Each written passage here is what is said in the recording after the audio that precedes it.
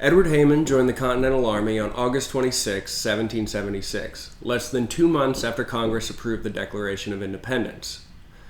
At the time, he lived in a cabin in the vicinity of what is now the town of Baxter in Marion County, West Virginia, and had been in the area for about 2 years. Shortly after his enlistment, his land was included within the boundaries of the new county of Monongalia. Now, there wasn't much in the area that wasn't part of the new county when it was formed in December of 1776. Parts of what became Marion, Harrison, Tucker, and Randolph counties in West Virginia, and Washington, Greene, and Fayette counties in Pennsylvania were all included within the original limits of Monongalia County.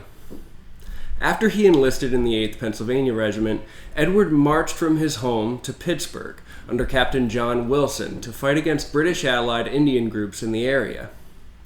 Within a few months, however, his regiment received orders to join the main body of the Continental Army under General George Washington in New Jersey.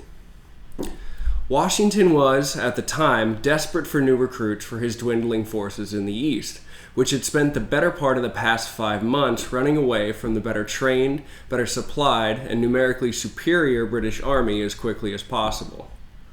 Most of the troops' enlistment periods expired at the end of the year, and when they did, Washington would potentially be left with less than 2,000 men. At the beginning of December, he confessed his fears of what might happen after that in a letter to his cousin Lund in Virginia, writing, "I think the game is pretty near up." So, Edward and the rest of the 8th Pennsylvania marched east to keep the game going. They set out on January 6, 1777, Edward's 22nd birthday. It took them little over a month to reach New Jersey. They marched 300 miles through deep snow on bad roads through mountain passes without tents or uniforms.